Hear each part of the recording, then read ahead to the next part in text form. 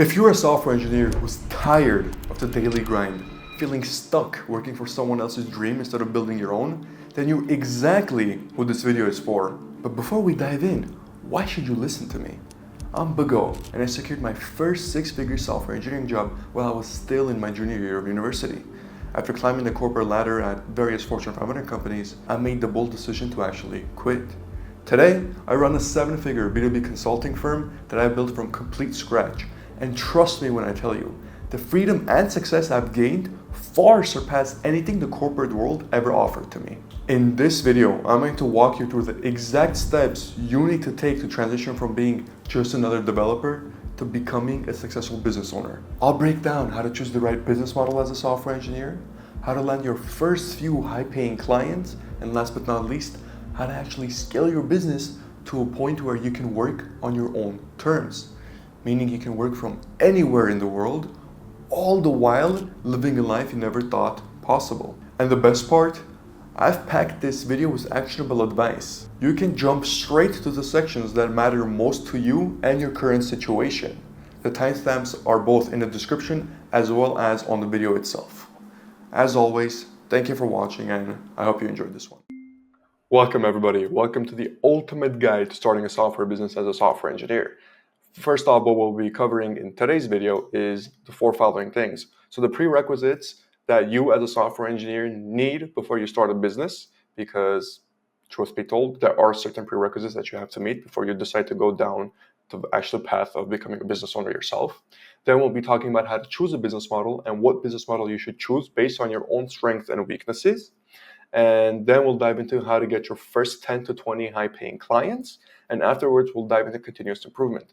The last section is largely for your long-term vision, which we'll discuss, but it's mainly for how to actually expand your business to the point where either A, you later wish to exit it for a big multiplier, or B, you wish it to run autonomous, so it's just like a cash cow, it just prints you money. But without further ado, let's jump right from chronological order to our first point of action, which are the prerequisites.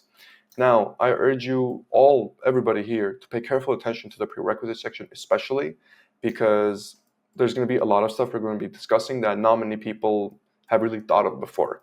And this is largely from, I'm tailoring a lot of the information here from my own personal experience through all the mistakes that I went through and what I learned. And I'm just going to give it to you right now so you know what to do and what to do.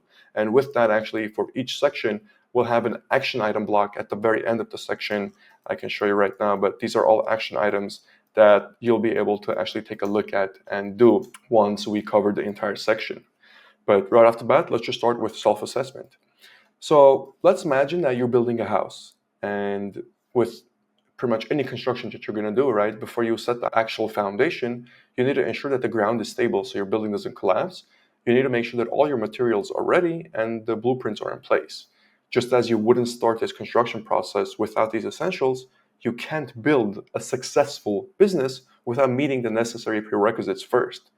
And pretty much with anything we really set out to do, there are certain prerequisites that we have to meet. And it's important to note that starting a business is no different. And a successful business is a lot more difficult, actually. So we first have to assess our own skill set to see if we're capable of building a successful business. When I'm talking about a skill set, I don't just mean our hard skills. So I mean both hard and soft skills. We'll get into that later. But for now, you should know that already as software engineers, we already have a strong foundation in problem solving, technical expertise, and logical thinking. But building a successful business requires a lot more than that.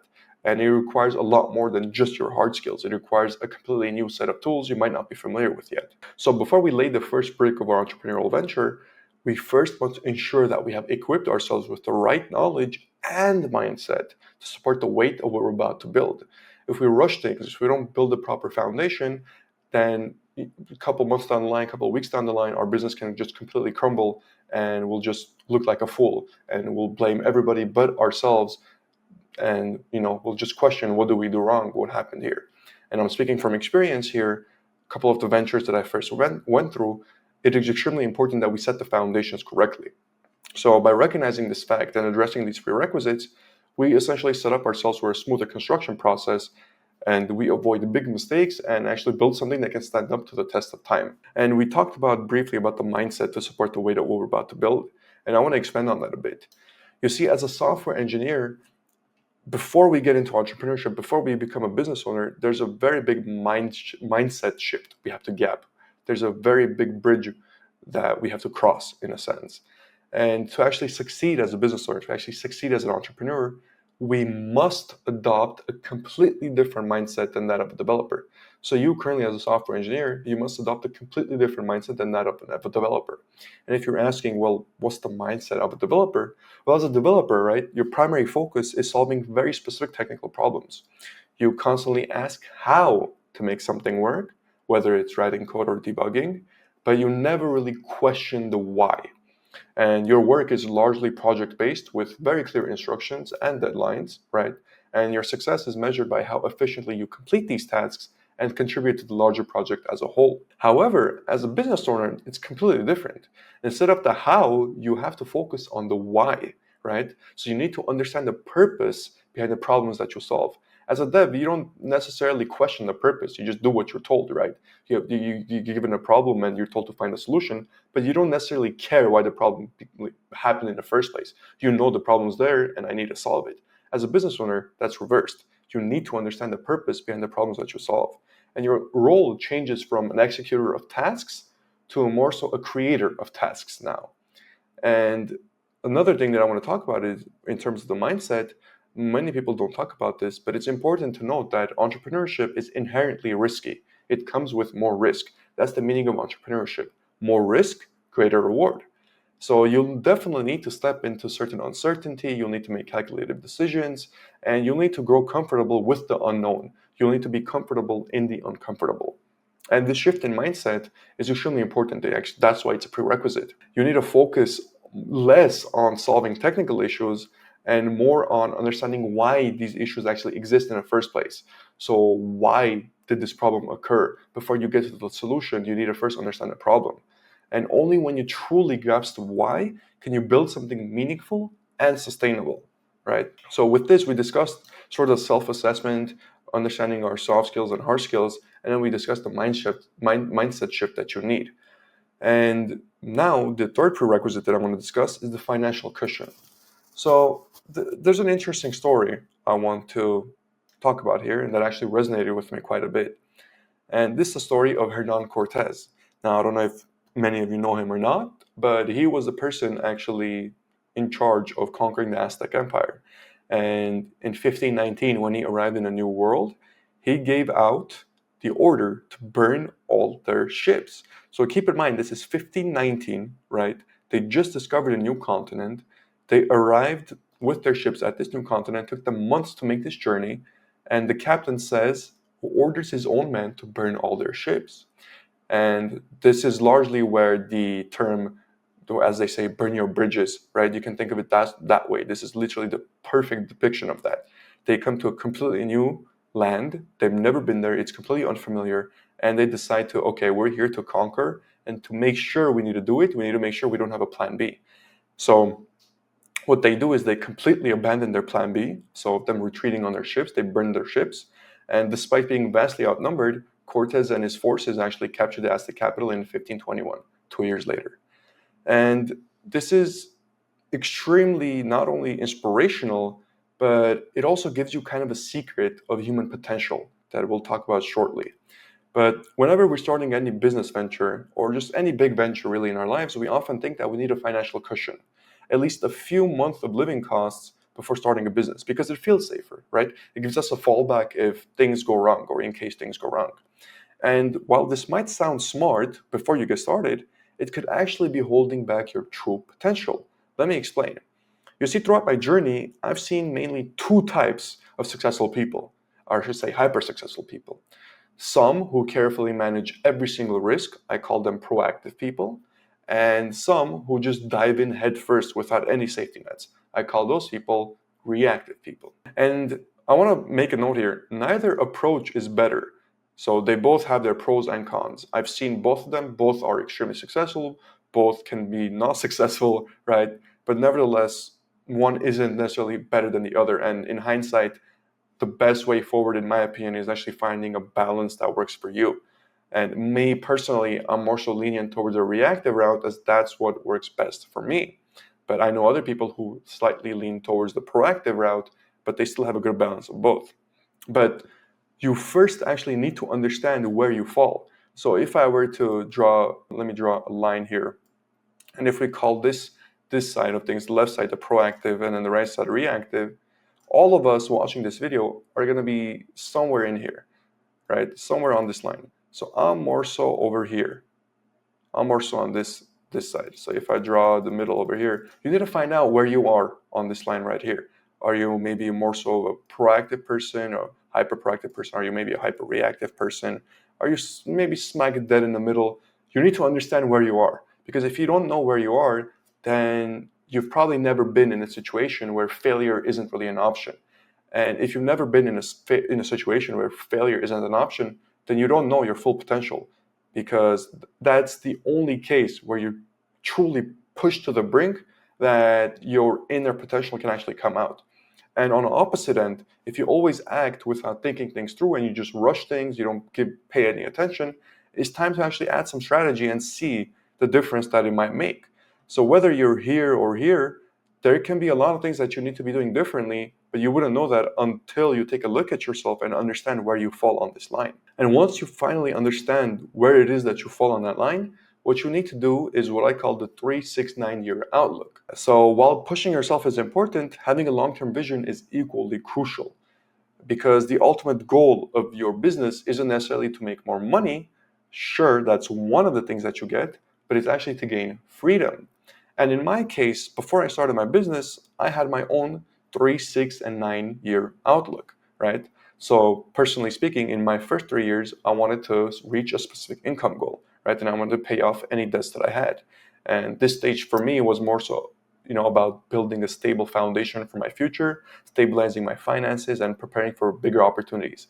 And then in a 6-year outlook I started thinking of how I wanted my life to evolve, right? I wanted to invest in property, maybe other ventures, other businesses. I wanted to start a family, potentially relocate. And the goal here was for me to expand my wealth outside of just money, right? Focus on bigger life goals.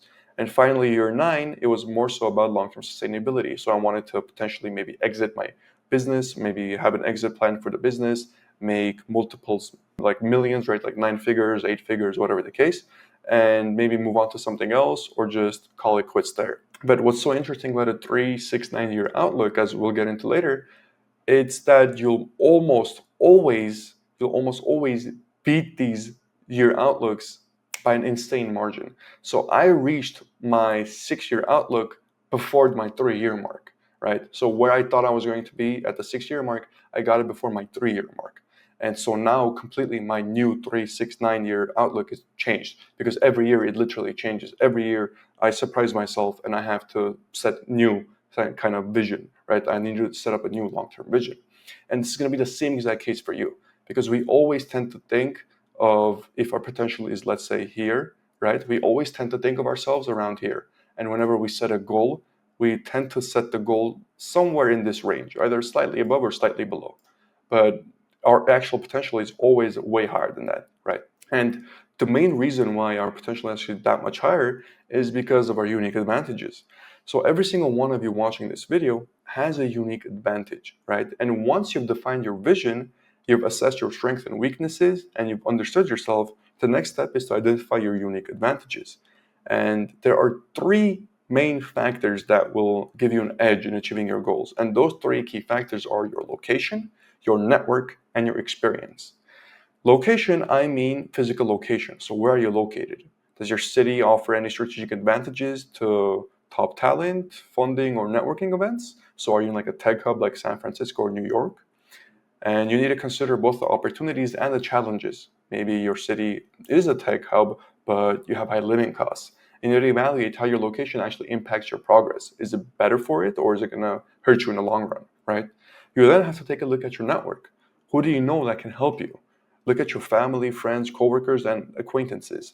Are they in industries or positions that could maybe open doors for you? Think about mentors, investors, or any key connections that could fast track your success. So whatever you want to do, is there anybody that can help you get there just a little bit faster? And last but not least, you need to take a look at your own experience. So you need to reflect on your personal and professional experiences. What have you learned from your work history, life lessons, or even failures that sets you apart from other people? And these unique insights can be extremely powerful tools down the line because guess what?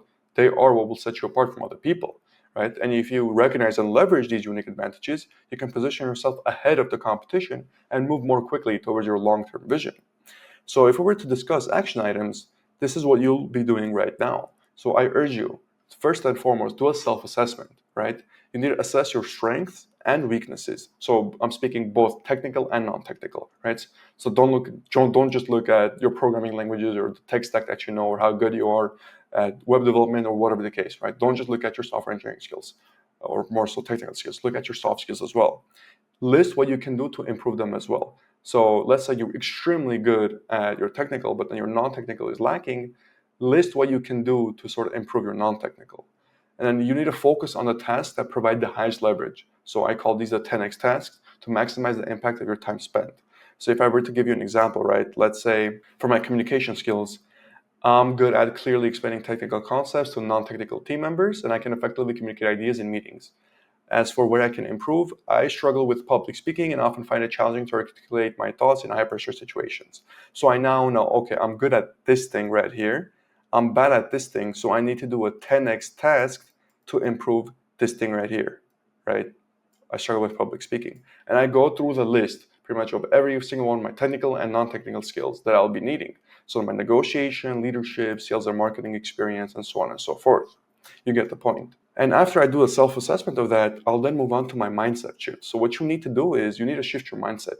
You need to stop thinking like a developer. I cannot stress this enough. You need to start understanding the why behind everything you do. Adopt the mindset of a creator, as creation is the core of any business. Stop being just a robot who executes tasks. You need to start leading and thinking like a creator, more so understanding the why in everything you do, not the how. The how will always come if you understand the why. Then you need to evaluate your financial situation. So I'm sure this is a big concern for everybody watching this video. You need to understand whether you're proactive, so you're calculative, or reactive, so like a risk taker in your approach to business. You need to identify where you stand and where you need to grow to balance the risk and strategy effectively, right? And this is largely the main point of this is for you to understand, are you going to be stronger in situations where you maybe don't have as much going for you and you have really no choice but to succeed? Or are you going to be stronger in situations where you have everything planned out, you have all your finances planned out, week to week, you know what you're going to spend, how you're going to do it, and you just have everything strategically laid out? What kind of person are you? And until you actually look at yourself and identify who you are, because some people might have misconstrued ideas about who they are. I always thought I was a calculative person, but it turns out I was a risk taker. I did extremely well in high pressure situations. And so I didn't know this about myself until I put myself in those situations. So that's your third action item. And then your fourth action item should be to create a 3 to 6, 9 year outlook. So map out where you ideally want to be in 3, 6, and 9 years down the line. And chances are you'll completely crush your goals way faster than expected. So be prepared to reassess and adjust as you achieve more than you anticipated. And then last but not least, your last action item in this case will be to actually identify your unique advantages. So your action item here is to list the unique advantages you have over others. So this includes your physical location, right? Your network, your experience. And these will not only serve as kind of like a confidence booster to make you realize, oh wait, like I have pretty decent amount of advantages over other people, but they'll also be your justification for why you need to become an entrepreneur as a software engineer, right? Because already one of the biggest unique advantages that you have is you're a software engineer. That's already pretty much doing better than 90% of the population in the world, right? And it's that other 10% where your location, your network, and experience has to play a factor. And once you do all these action items, it's then time to move on to the second section of choosing a business model. Now, before we actually dive into what business models are out there and which one you should choose, let's first understand what I call the SaaS curse, okay? So as software engineers, we are pretty much programmed to think of SaaS when it comes to creating a business.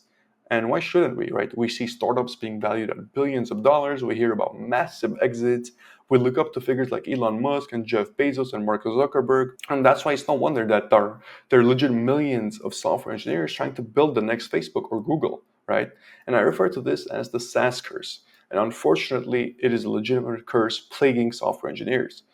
Sure, you can follow this path if you want. You can try to create the next Facebook or Google, but Do you actually realize that there are countless other opportunities available to you? And in my case, like in my situation, I would even argue that those opportunities are much better. And as a software engineer, your real advantage lies in your deep understanding of technology and ability to create using that understanding.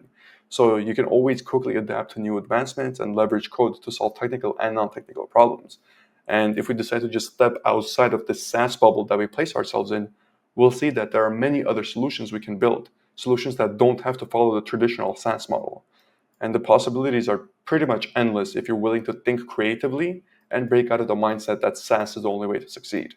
If you're wondering, like, okay, but you say that, but what is there for me to do outside of SaaS? Well, let's actually take a look. So, what business model should you actually choose? The answer is pretty much simple. You need to choose a model where you can leverage code.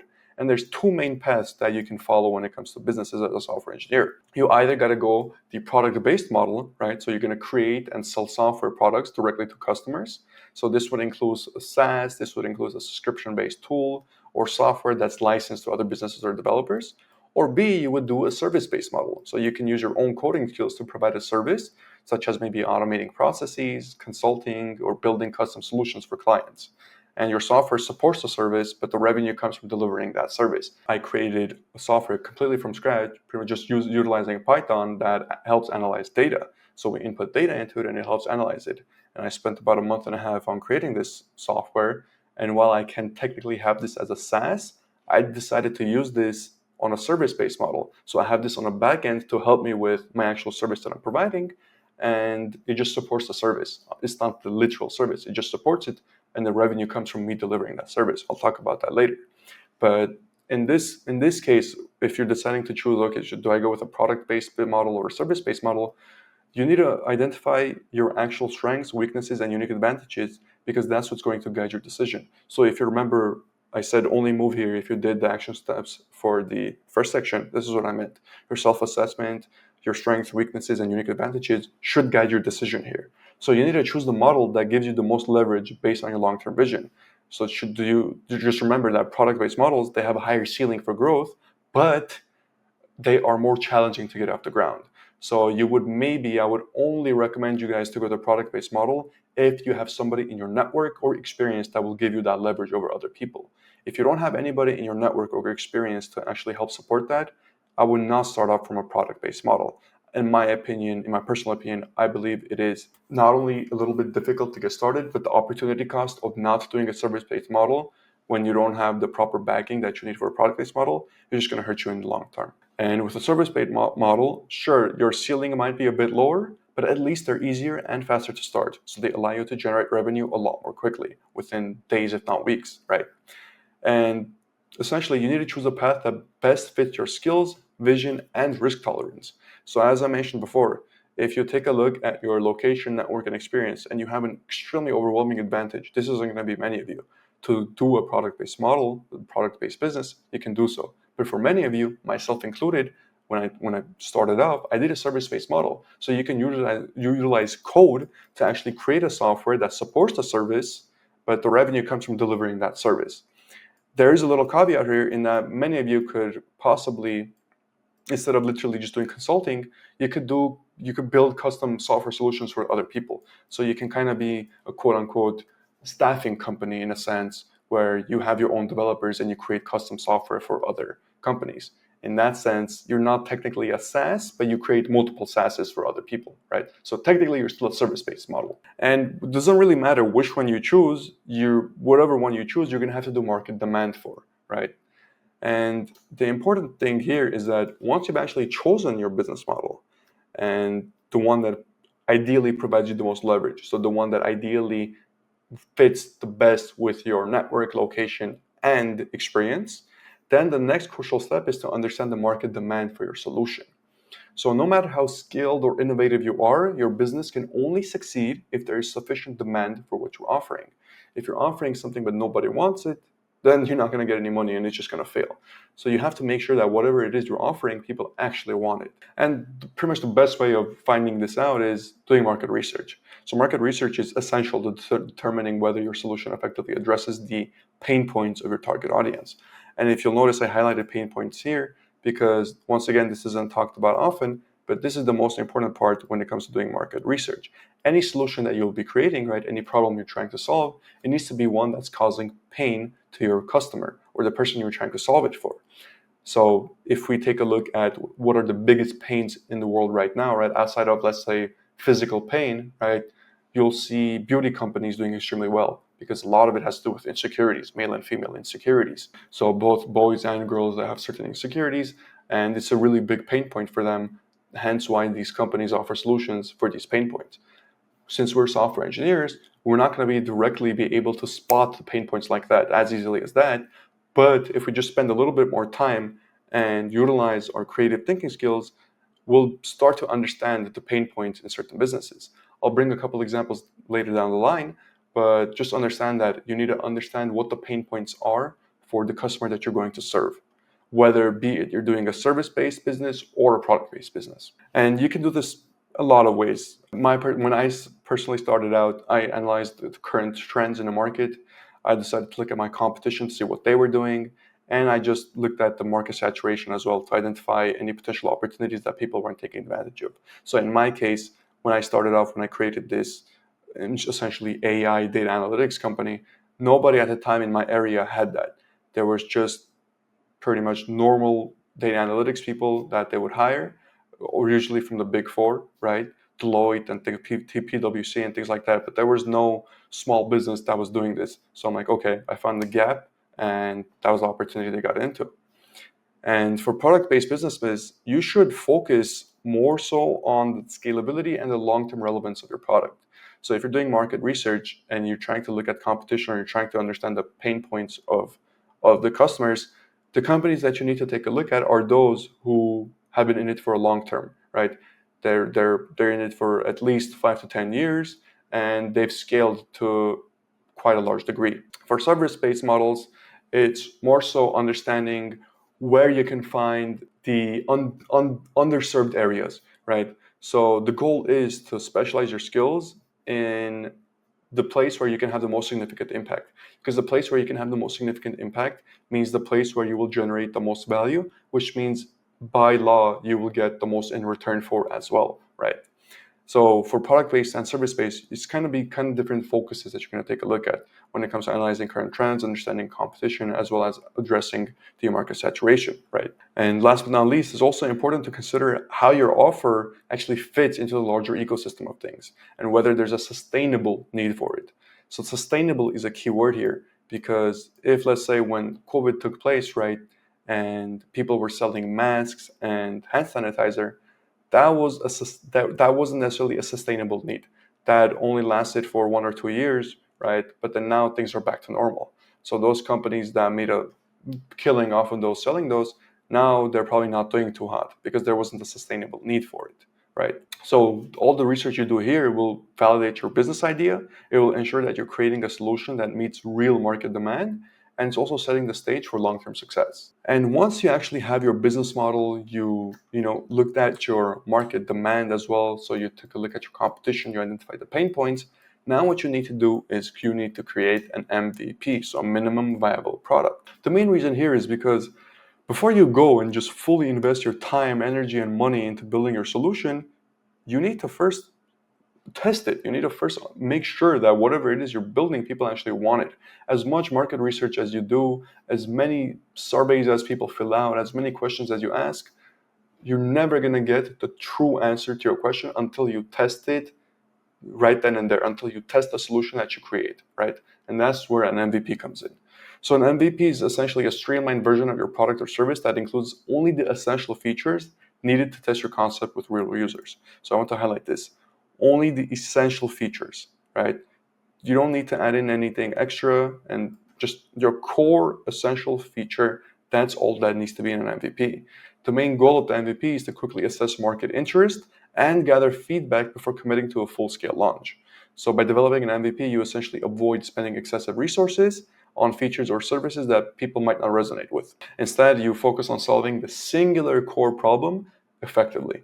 It can be something very small, but if it's at least the MVP is tailored to solving one problem and solving that problem really well, that's all you need. And so whether you're creating software for a product-based model or you're offering a service through a consultation or agency, Your MVP will provide valuable insights into what works, what doesn't, and what your customers truly need and want, right? So this iterative process allows you to refine your offering, gather user feedback, and pivot if necessary, all without the risk and expense of launching at full scale. So this is largely, if this is pretty much a must for all product-based business models. With service-based business models, you'll still have to do an MVP, but you wouldn't necessarily go spend too much time on it. You can probably get away with one or two kind of sample tries of it, right? One or two MVPs that you create and then test it out. But with a product-based model, you definitely need to have at least, I would say, 3 to 5 MVPs that you do, because each time you create the MVP, you're going to get feedback on it and then change and possibly modify things as new and more people decide to test what it is you're doing, as you get more feedback and as you potentially pivot into something completely different, right? And once you've pretty much already chosen your business model, you've done your market research, you've created your MVP, so now you know your solution is working, and you decide to go all in into this, into you creating an actual standardized solution, a big solution. You need to understand the revenue streams for how you're going to make money with that business model, right?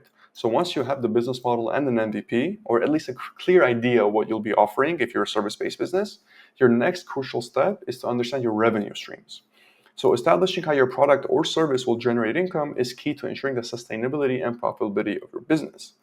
For a project-based model, revenue could come from subscriptions, one-time sales, licensing fees, or freemium models where you provide basic features for free and then charge for premium functionality. So you'll largely see, right, if we're taking a look at, for example, we saw that Photoshop and stuff changed from a one-time fee to now a subscription model, right? And then, for example, Microsoft Windows and Word and stuff, those are licensing softwares, right? You pay licensing fee for those. For Google, for example, it's a freemium model, but you can upgrade. So Google Drive, if you want more storage, you have the 15 gigabytes for free. If you want more, you upgrade, and that's kind of the premium functionality. For service-based models, your most common revenue streams will be either hourly billing, retainer agreements, so monthly or however, just any type of retainer, project-based pricing, or even performance-based fees. How well you do it, you take a certain percentage of. So diversifying your revenue streams when possible is also essential. For instance, if you offer a core service, you could also provide an add-on at an additional cost. In case of a SaaS product, for example, you might introduce different pricing tiers related to your software. But the important thing here is you need to consider the scalability of each revenue stream and how they align with your long-term business goals. Because you need to make sure that your revenue streams meet the needs of your customers while also helping you predict cash flow and make informed decisions that will drive growth over time. Now, the main reason I bring this up is because when I first started my business, I was actually billing hourly for all the projects that I was doing. And this ended up down the line becoming a big problem. The main reason being, as we got more and more clients, we started needing more and more personnel to actually take care of these projects. And we sometimes had to use the same person for numerous projects. And even though they were spending, let's say, the same amount of time on both, for one, they could be doing better work, and the other, they could be doing worse work. So what ended up happening is you would, let's say, have 80 hours on one project, 80 hours on one project, but the quality wouldn't necessarily be the same. And down the line, this was causing us problems. So we changed to a project fee, essentially now basis. And by project-based pricing, what we have now, for example, if you take a look at, I'm recording this on August 18th. So and already 18 days has gone by in August. And if you take a look, we're already at, let's see, 50,000 there, 105,000. So $113,000 of revenue. And this came from 4 clients. We have one client here that paid us $55,000 for the project, another that paid $25,000. This $8,000 was a change order, and this $25,000 is another new project. But nevertheless, this way, instead of billing hourly, we now bill on a project basis. So we estimate how long that project will take us and what we need to do, and we bill them an amount in accordance with that. We no longer do it hourly. The main reason here is because we now have a very good estimate as to how long it's going to take us.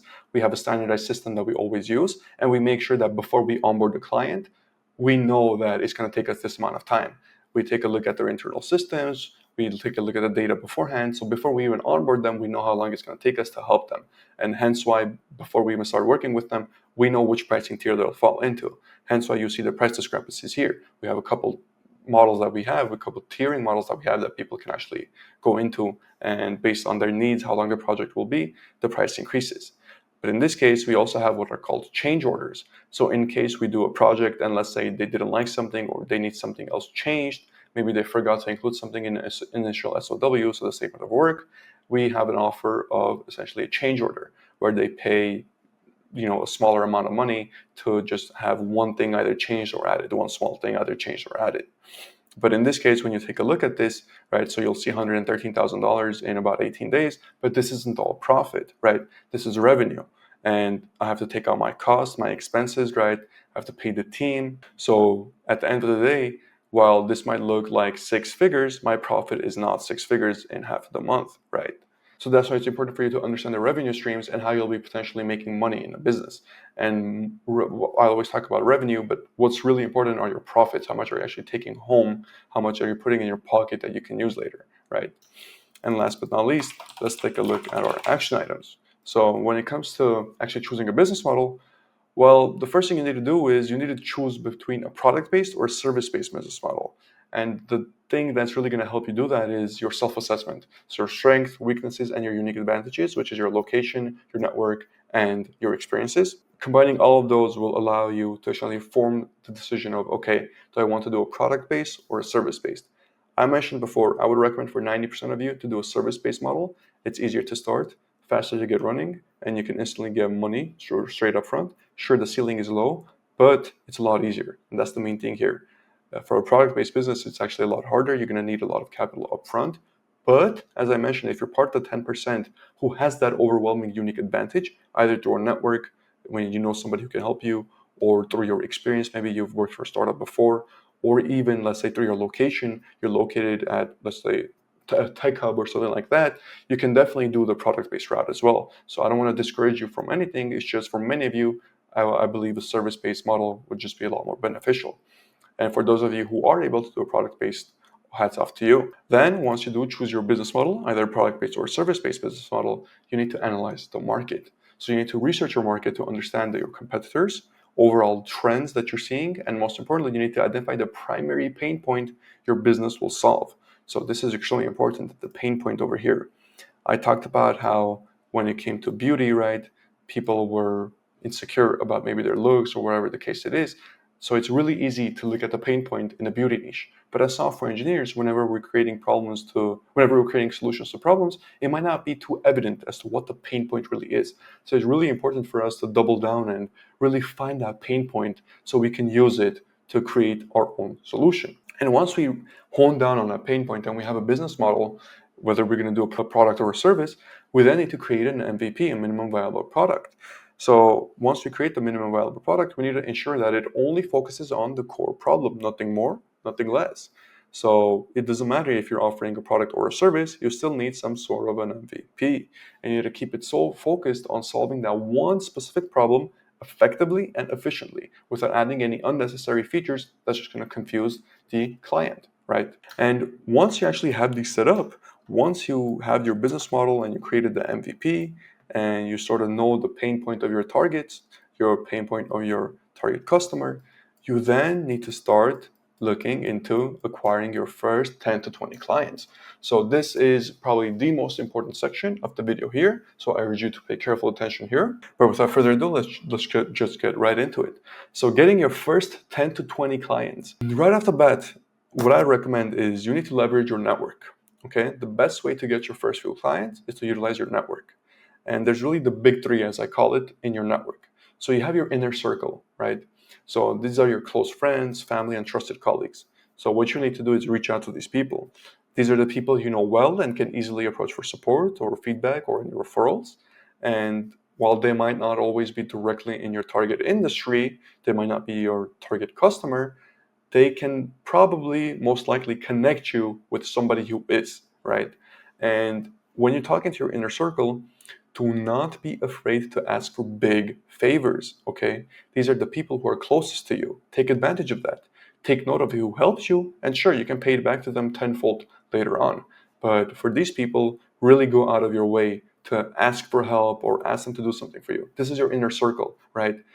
They wouldn't mind asking that of you, so you shouldn't mind asking that of them. This is what the inner circle is all about. Everybody's got each other back. And then once we kind of go outside of our inner circle, we then have our professional network. So these are mainly our coworkers, clients, if applicable, right, and acquaintances. These are people you've probably worked with or just met professionally, and you have direct insights or connections in your field. So these people can provide referrals, introductions, or they can potentially become clients themselves. So once again, you should most definitely reach out to these folks as well. You should definitely reach out to your professional network. Now, with these people, you got to be a little bit careful with regards to asking for big favors, but you can still kind of do so given the right time. And last but not least, we have the extended network. So these are essentially all the individuals you met through events, social media, or just mutual connections who aren't really close to you, but they're still valuable contacts and you have them in your contact phone book, right? So this group can include influencers, just industry leaders, people you've engaged with in communities, right? Or even the shop owner down the street that you usually buy from. And they can help amplify your message and connect you with potential clients through their own networks, or once again, they can potentially become your own clients. But with these sort of individuals, when you're reaching out to them, you got to understand that they are in your extended network. So I'll get into how to discuss how to actually reach out to those specifically later on. But these are really the three tiers of how you're going to be acquiring your first few clients, right? You're first going to run through your inner circle. If you don't get any luck there, you're going to go to your professional network. If you don't have any luck there, then you're going to go to your extended network. If you do what I'm telling you, you will 100% find at least one person from one of these, right? Now, the second point I want to talk about when it comes to getting your first 10 to 20 clients is the most important. So I call this grabbing life by the horns. And the most underrated and overlooked method for acquiring clients is meeting them in person. Now, you'll realize I'm not going to talk about ads, I'm not going to talk about cold email, because to be honest, all these gurus are lying to you, okay? They sit there, tell you about cold emails, they tell you about ads, but they don't tell you that the only time you should run ads, the only time you should run cold email is when you're already at least making $15,000 to $20,000 a month from your offer, right? So it's when you know your offer is doing well. It's when you know it's working. If it's the first time you're doing something, you just throwing money at advertising without even knowing how to create a good ad, you're just gonna sink. Okay. And when it comes to grabbing life by the horns, you cannot afford to be timid, shy, or afraid of rejection. You need to remember the doctor-patient analogy. So this is something I always like to use, and this is something that really helped me when I was starting off. You need to imagine that you're a doctor, and you imagine you spot a tumor on a patient's x-ray, okay? So a patient comes in your office, they take an x-ray, and then you spot a tumor. You would do everything in your power to help that patient recover because their health is on the line, right? And what you need to do is think, okay, if I would do that for my patient, if I was a doctor, as a business owner, you need to treat your prospects the same exact way. You need to approach them with the mindset that you have a solution to their problems, right? Your offer is the relief to their pain. It's their medicine. It's their life-changing medicine that's going to save their lives. So you need to do everything in your power to ensure that they hear about it. Because just like the doctor, you have the tools to help them overcome their pain and potentially save their life. Excuse me, gotta give a quick water break. But let's go ahead and actually see real world examples of client acquisition using grabbing life by the horns. And right off the bat, let's talk about my case, right? So, Bugo, how I got pretty much my first 25 clients, I would say, which came from grabbing life by the horns, as I call it. So, as I mentioned before, a majority of my clients came actually from in-person client acquisition. Most came from me pretty much wearing a suit and a tie and pitching businesses in person. Initially, I just approached local businesses that I was already familiar with as a regular customer, so places I frequently visited and believed that could truly benefit from my services. So anywhere that I was kind of like a regular at, and I thought, okay, I think these guys could potentially benefit from my services, I just went in and gave it a try. So I had my suit and a tie, I had my business card with me, and I had my company website on a QR code on the back of the business card. And I had a portfolio of case studies, like a physical kind of binder of a few case studies that I had worked on beforehand, a few companies. And I remember one of my most memorable approaches was pitching my services to a bakery.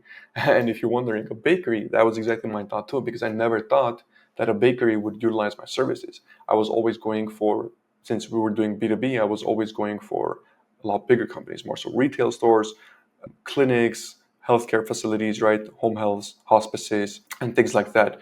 Businesses with a lot of money, primarily businesses doing over $10 million a year, right? And the main reason that actually sparked this idea of me approaching a bakery is because every time I went to buy a bread or pastry, the owner would always give me an extra piece. And I always understood it as, goodwill. He was being generous. But one day I would always ask him, like, okay, why is it like every time I come in, you give it to me as well? And I noticed if I came in a little bit early in the day, I wouldn't necessarily get it. But if I came in at night when they were about to close, I would always get it. And he told me, he's like, well, if I don't give it to you, I'm going to throw it away anyway because we're making way too much. So the problem was the bakery couldn't get an accurate forecast on their demand and thus would overproduce goods and would have to discard them at the end of the day. So they were losing pretty much hundreds of dollars every single day due to overproducing goods, be it bread, pastries, anything pretty much that people would come in to purchase. And I realized, I'm like, wait, we could potentially help them because of course, we do data analytics, and I realized we can potentially forecast the demand for them. So I pitched my services. I said, okay, we can do free work for you for one product, right? We decided it was going to be breads as that was the most popular product. And if you pretty much see success with it, let's go ahead and do a paid contract for the rest of the items, the rest of the pastries that you have. And the owner agreed. So we ended up actually working for free. We did a free demand forecast for the breads. It ended up actually being perfect, and they ended up saving a lot of money through that. And then we did paid work for the rest of the items. But there was a very important lesson learned here. It was that opportunities are all around you every single day. You just need to be sharp enough to recognize them and bold enough to seize them. In my case, the opportunity was that I was a regular at this place, right? And I just happened to remember that the one time conversation that I had with the owner, he told me that, they always throw away bread and other goods because they make way too much. So I knew that was a problem. It was a pain point that I can solve. And I was bold enough to actually go in person and offer a solution to that, right? So two things had to happen. Me to spot the opportunity, and two, me bold enough to seize the opportunity. So this is exactly why I refer to it as grab life by the horns. There's always opportunity around you. You just need to see it and actually seize it. So that's just my example. Let's take a look at two bigger examples. So ones that led to billion-dollar companies. So the second one that I want to talk about is Ben Chestnut. If you don't know who Ben is, he's the co-founder of MailChimp. Now, many of you probably know MailChimp now as the email marketing platform, but it actually originally started as a web design company. And after realizing that email marketing was a common pain point for small businesses, Chestnut began offering a simple email tool. And it's actually quite interesting to see that in the case of Ben Chestnut, who made an email marketing solution, his first customers didn't come from ads or cold emails. So imagine a person makes his literal business is all about sending cold emails because that's the problem he sees. And he doesn't get his first customers from sending cold emails himself. How ironic is that, right? But what he did to get his first few customers was he visited local businesses in Atlanta where he actually lived, and he met those owners in person and demoed MailChimp and pretty much showed them how it could help with their marketing efforts. And these in-person meetings got MailChimp off the ground, right? So they had a plethora of businesses that they met with, demoed, and these businesses became customers of theirs. And best of all, these early customers didn't just help Chestnut build the business, right? They also provided the crucial feedback they needed that shaped MailChimp's development later on. And the fact that Chestnut actually built personal relationship with all the clients because he literally had to go in person to deal with these people, it allowed him to have direct conversation with the folks. And this means that anytime he could just ring them up on a cell phone or just go in person and ask about what worked, what didn't, and what features they actually needed and wanted, right? So the lesson here is that don't underestimate the value of personal outreach in the beginning, right? It can be the key to gaining your first customers and also setting your business up for sustainable growth later on, because these same customers will not only validate your business, but they'll also give feedback on how you can improve it. And the third example, as you guys might be familiar with it, is Alexis Ohanian, so the co-founder of Reddit, right? And not many people know this, but in the initial stages of the company, Alexis actually went to college campuses, tech meetups, and conferences to talk directly to his target audience about their platform. They didn't run any ads and they didn't do any other marketing other than just going in person to certain events and talking, pitching Reddit as a space for open discussion and community building. And this was essentially the entire point was to encourage potential users to adopt early, right? And the initial user base, which actually came from these in-person engagements, created what Reddit is today. The initial user base not only contributed to the growth of the platform as a whole, but also drove product improvements based on feedback. So before it became really popular and a lot more millions of people started using it, the first initial couple hundred folks, they really honed in on improving the product, and all that feedback Ohanian used to create what Reddit is now today. So while you have millions and millions of people using it, the entire backbone of it was really probably constructed on the feedback of maybe a couple hundred or 1,000 people. And the lesson here, once again, is opportunities are everywhere. You need to spot them, seize them, and you need to use personal outreach to land your first few clients and build lasting businesses, right? A lasting success. I can't stress this enough, but in-person outreach is so extremely powerful. Well, yes, we're in the digital age now. Everybody's on social media, but nothing beats that in-person contact with somebody. And especially nowadays, where a lot of people are always on the phone, they're always on social media, they don't really understand the importance of in-person, right? The actual importance of what in-person meetings can do and in-person client acquisition can do. And the third thing that I want to talk about when it comes to acquiring your first 10 to 20 clients is credibility hacking. So once you actually start using grab life by the horns outreach strategy, you'll naturally begin to acquire clients. So some of these clients you might work with for free to gain experience. Others you'll probably charge a very nominal fee. And a few you'll manage to charge an amount that you're truly happy with. But no matter how much they pay or don't pay, these early clients are gold, right? Because they help you build something crucial, credibility. And this is where what I call credibility hacking comes into play. So what do you have now? You have a handful of clients, right, from whom you under-promised and over-delivered. So this is once again an extremely key point here that I want to emphasize. I'll get into this later, but for any client that you get, be it like if you're going in person or just asking your network or anybody you're pitching, you always want to under-promise but over-deliver to really shock the clients and make them think, wow, this person did an amazing job. It was a steal for me, right? And this opportunity to pretty much showcase the work you've done and how it's impacted them. And the way you do this is not through the typical testimonials that you're familiar with, but what I call the podcast style interviews. So the goal here is to move beyond the standardized, oh, it was great working with them testimonial that you see, right? You want to dive deeper into actually having maybe a deeper conversation with them, something that feels authentic and valuable and not something that's like scripted and just, oh, okay, here I worked with this person, it was really good, this and that, right? And these should be pretty easy for you to set up because you personally acquired these clients and likely developed a relationship beyond just a professional one. So you should definitely leverage that. And what I would highly recommend you do is you conduct an interview where you talk actually with these clients about the specific work you did for them.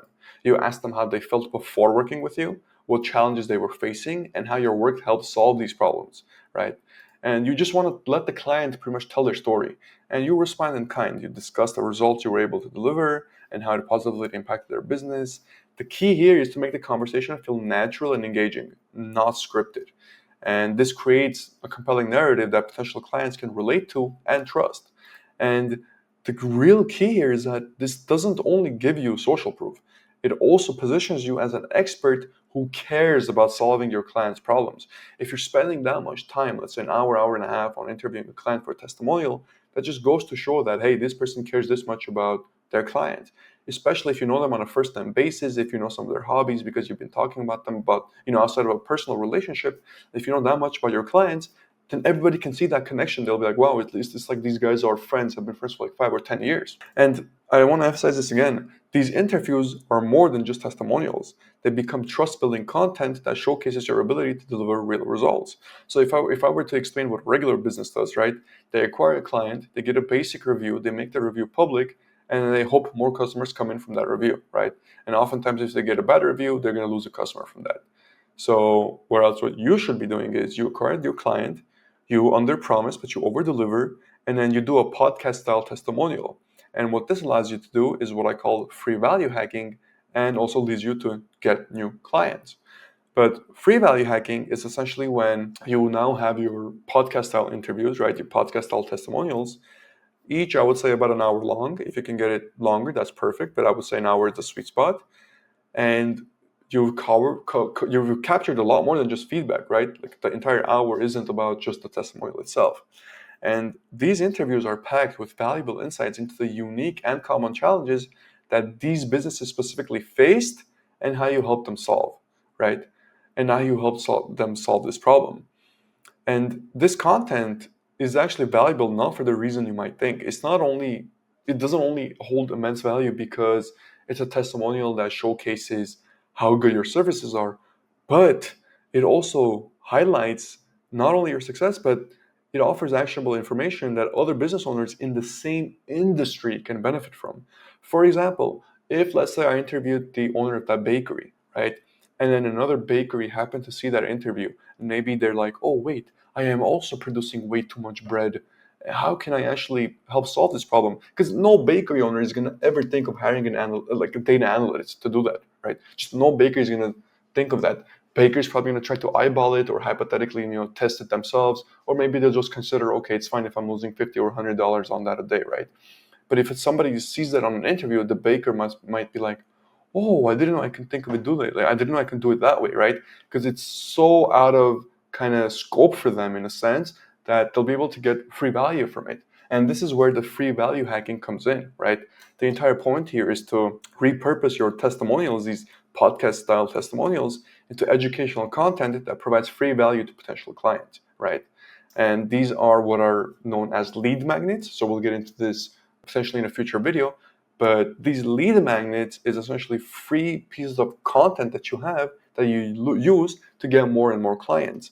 And this is probably the best lead magnet that you can have, is because not only A, do you have a testimonial that vouches for your business, but B, it can potentially help pretty much any other industry or any other business owner that has a business similar to who you were interviewing, right? And here's how it's going to work. The businesses you've helped most likely face challenges similar to those experienced by others in the same industry as them.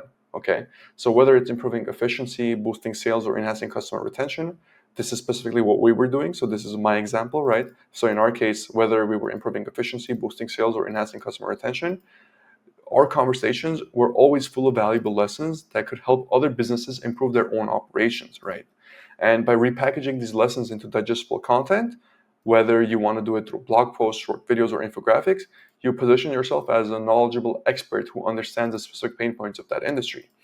In my case specifically, I had these interviews.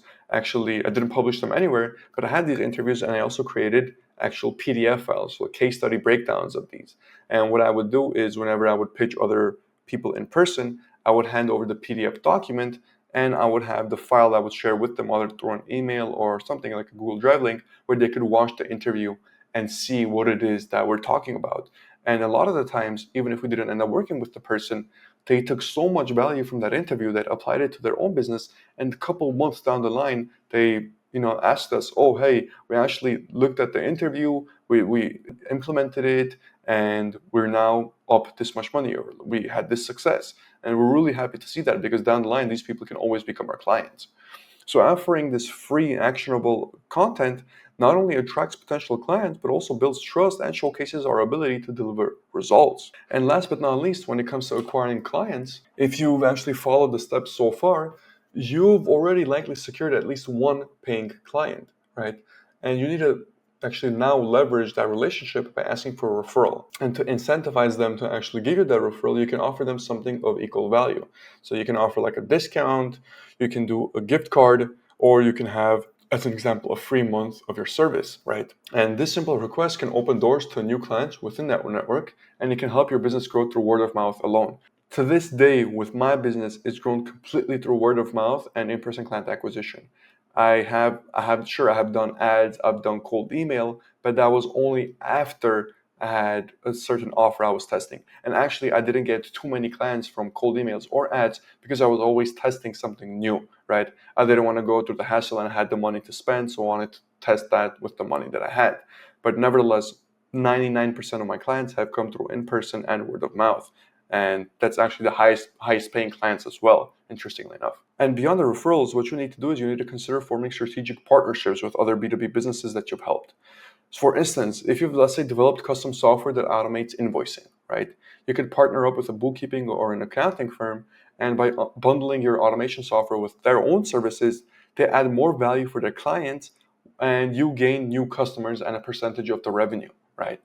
And in return, you pretty much expand your reach, you gain access to a new client base, and you don't have to worry about spending any money or going through the hassle and time of finding these clients on your own, right? So this creates a win-win scenario where both businesses benefit from the partnership while growing their customer base. Now, when it comes to the action items for your actual finding your first 10 to 20 clients, here is what you need to do. So first and foremost, you need to leverage your network, okay? And we talked about the big three, right? Your inner circle, your professional network, and your extended network. So you need to reach out to your close friends, family, and trusted colleagues. You need to ask for any referrals if you can, and any support and feedback about what you're doing. And don't be afraid to request big favors. These are the people most willing to help you. Always keep that in mind. Afterwards, you need to reach out to your professional network. So you need to reconnect with any former coworkers, clients, acquaintances, school buddies from university, whatever the case. Ask for introductions, referrals, or even consider them as potential clients, if possible. Then you need to look at your extended network. So any influencers, industry leaders, or mutual connections you met through events, social media, or online communities, you need to actually use them to amplify your message and connect you to other potential clients, okay? And once you actually leverage your network, once you find these people that you can reach out to, you need to adopt a doctor-patient mindset, okay? So you need to approach potential clients with the confidence of you having the solution to their problems. You can't fear rejection, and you need to treat your offer as a relief they need, just as a doctor would with a patient.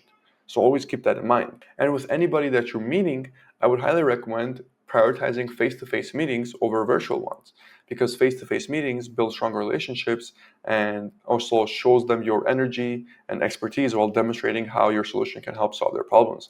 And people, whenever they usually meet in person, they get to trust you a bit more because they think, okay, this person went out of their way to come physically to this location despite their busy schedule, right?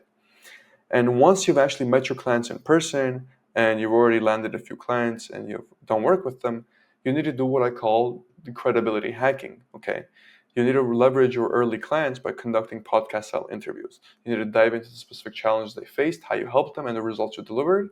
And you need to keep it conversational, unscripted, and engaging to build trust with future prospects, right? So by unscripted, you can have a few key points you want to just bring across. So maybe like 5 to 10 bullet points of, okay, what challenges you faced, how you helped them, this and that. But in general, you want to have things unscripted. So if it little gets maybe a little bit off topic, or maybe they want to talk about how, they had a vacation or something, no matter, as long as it's an engaging conversation, it'll be really actually beneficial for you, especially if other business owners are seeing it.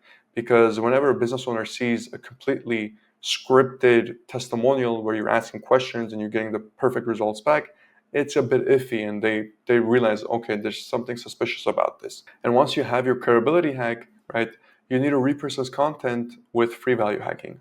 You need to turn the insights from your podcast style interviews into educational content, be it through blog posts, videos, or infographics. Okay, and you need to share these actionable lessons that other businesses in the same industry can benefit from. And you position yourself as a valuable resource who can help them. These are known as lead magnets. Okay, and there's a lot of other lead magnets you can do, but in my opinion, this is probably the best lead magnet that you can do. And of course, last but not least, you need to ask for referrals and form strategic partnerships. So don't hesitate to ask your satisfied clients for referrals, okay? And you need to sweeten the deal as much as you can with incentives. So the sweeter the pie, right, in this case, the more they'll do from their end to get you clients. So if you offer like a big discount or gift card or a free service to encourage them to spread the word, they will do so, okay? And when it comes to strategic partnerships, you need to identify complementary businesses and you need to form partnerships to offer bundled services.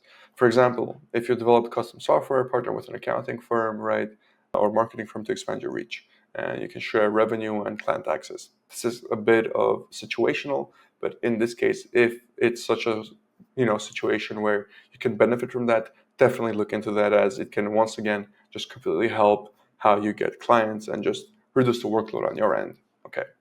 And once you've actually done these action items, right, and you've gotten your first 10 to 20 clients, we then get into the continuous improvement section.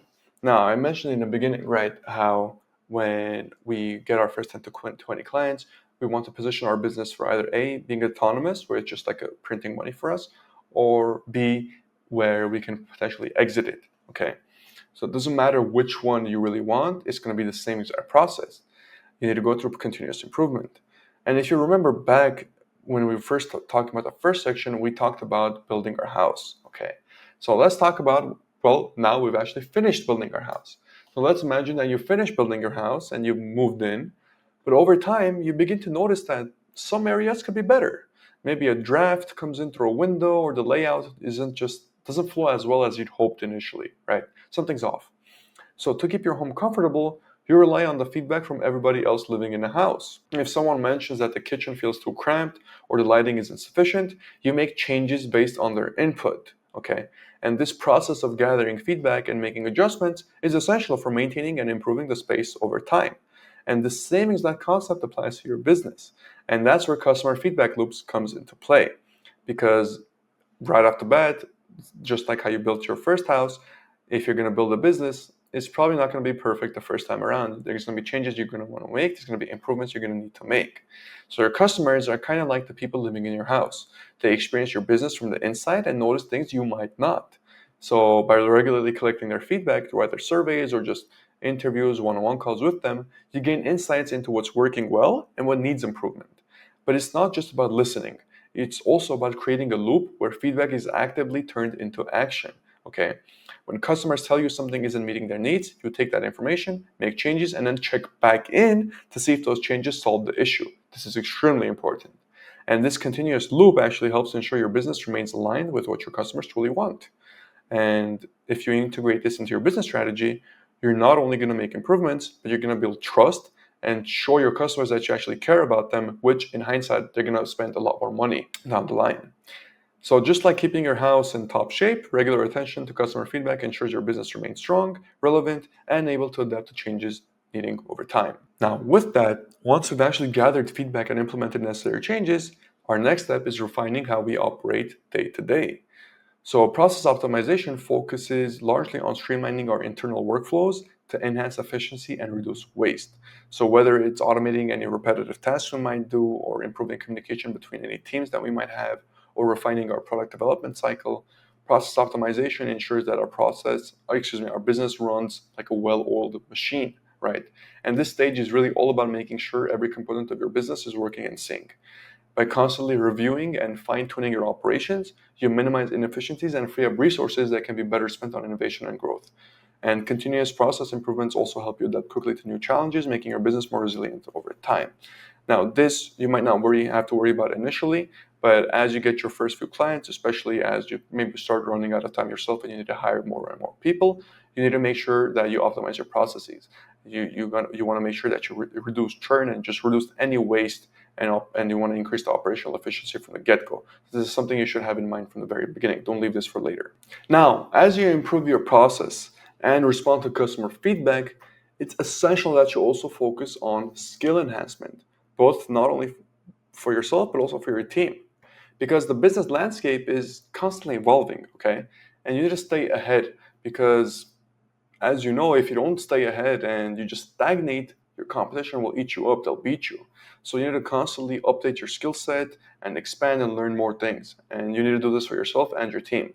So this could, as a software engineer, this could mean that you need to learn new technologies, you need to master new tools that come out, or it could also mean you need to work on your soft skills. So maybe you got to work on your leadership or decision-making abilities as a whole.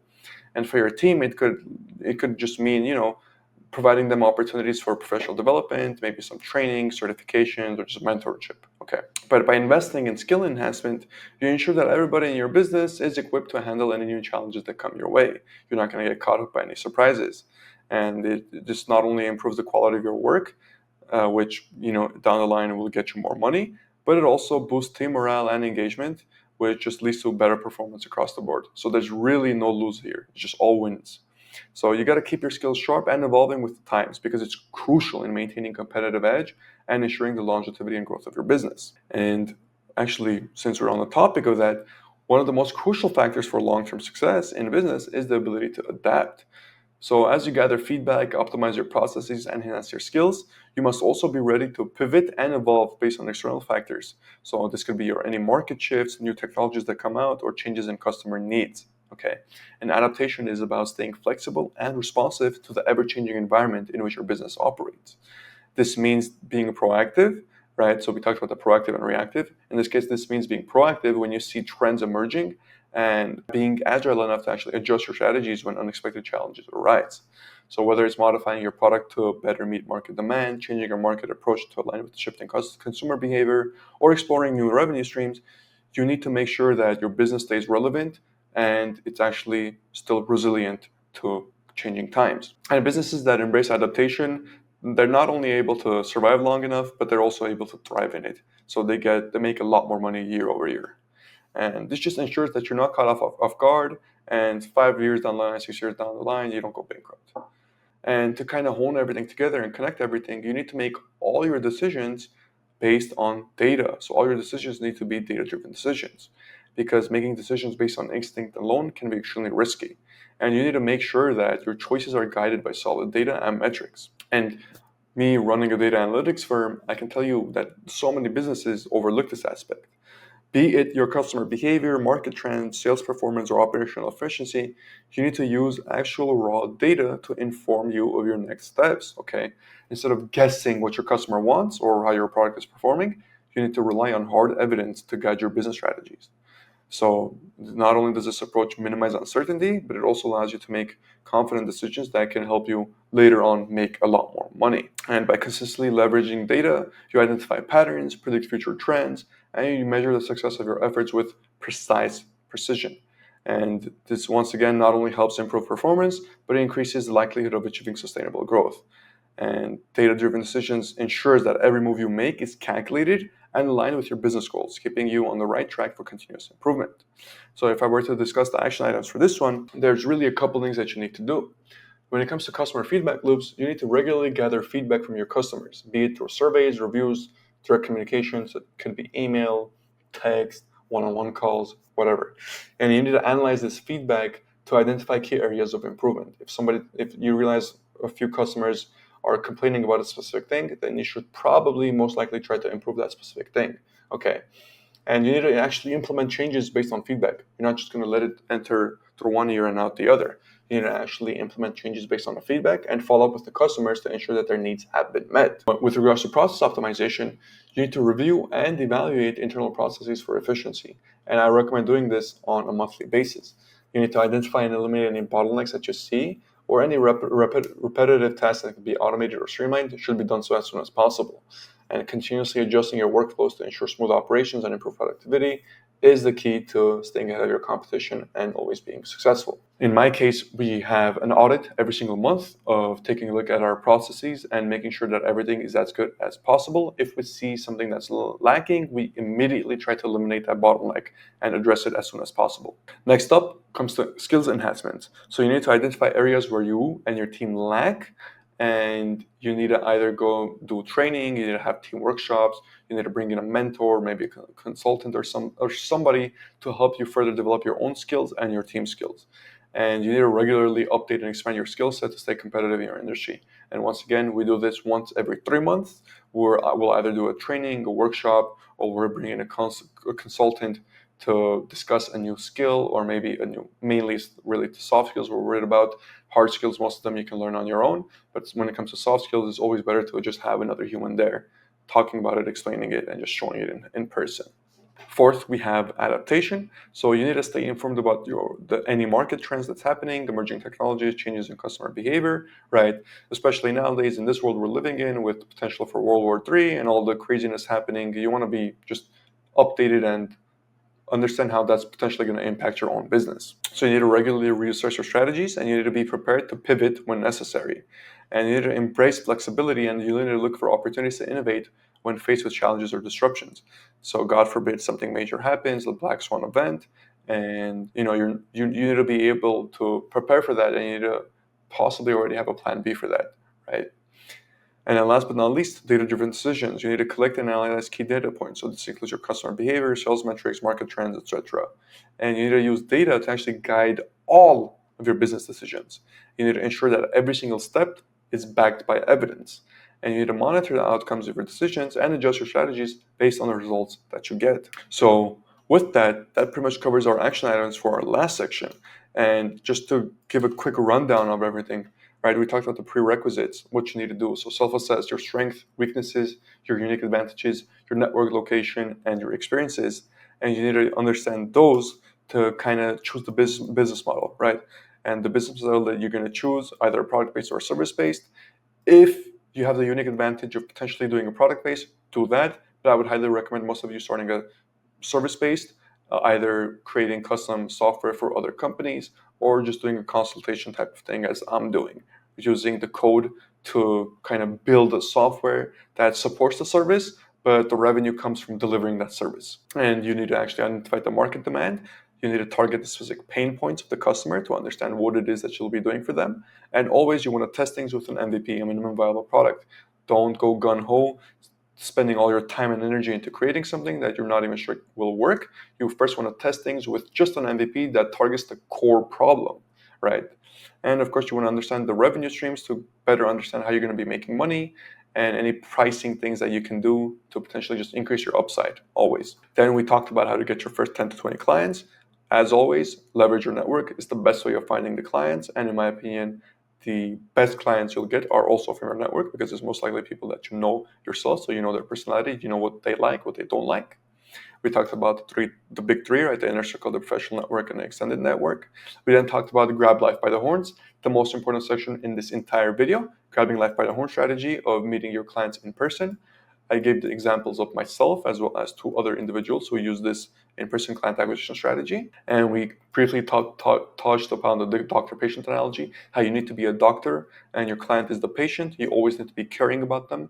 And in this sense, your offer is their relief. So you need to make sure they know about it, right? And we then talked about credibility hacking. Once you finish the work for your clients, do a podcast style interview.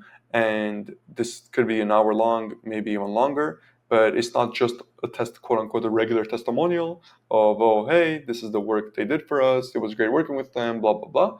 This is more so an actual conversation. And people should be able to realize that, hey, even though, this is between a business and their client, these people talk as if they're friends. These people have a relationship outside of a professional one. People should be able to spot that instantly, because that builds trust in other business owners as well. Okay. And what you'll need to do is actually utilize these podcast style interviews for free value hacking. So you'll offer them as lead magnets to people.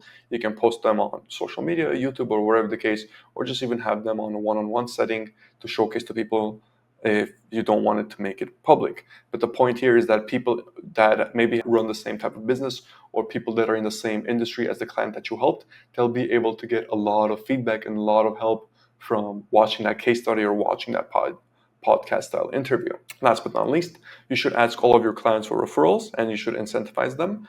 The more value you offer, the more incentivized they will be to get more clients for you. And of course, look into strategic partnerships as well, something not a lot of people talk about, especially if you are a SaaS business or even a service-based business. If you can partner with another business to, give you a new client base that you might not have gotten beforehand, do so. It's really not going to hurt you in the long run. And then last but not least, we talked about the continuous improvement of how you should always, constantly, always ask your customers for feedback to not only improve your product, but also your own service, right? Your internal side and external side.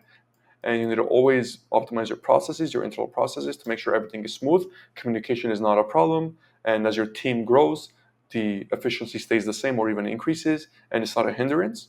You then need to address the skill enhancement, right? You need to make sure your team is always improving their skills. They're always improving. They're not stagnating, such that your competition doesn't come and beat you and take you out of business. And you need to be adaptable. You need to adapt. We're living in times where anything can happen, really, with potential world war, numerous other black swan events. You need to have that adaptability in case, something happens, something major happens, God forbid, you're able to react to it and at least have a plan in place or a plan of action that you can go forward with. And last but not least, you should always, always, always look things through data, always follow data, never based on instinct. Sure, instinct can be helpful and beneficial, but you should always confirm it with data. Data is king here. So any decision you're going to make, especially any big decision, take a look at the hard, raw data to see what it says about your customer behaviors, market trends, and sales, operational efficiency, and so on and so forth. And with that, that's pretty much everything I wanted to discuss. I hope you enjoyed this video. Please make sure to like and subscribe. I spent a lot of time on this, a lot more than I initially thought I would. But if you have any questions, feel free to drop a comment in the comments below, and I'll be sure to address all of them. As always, thank you for watching, and have a good one.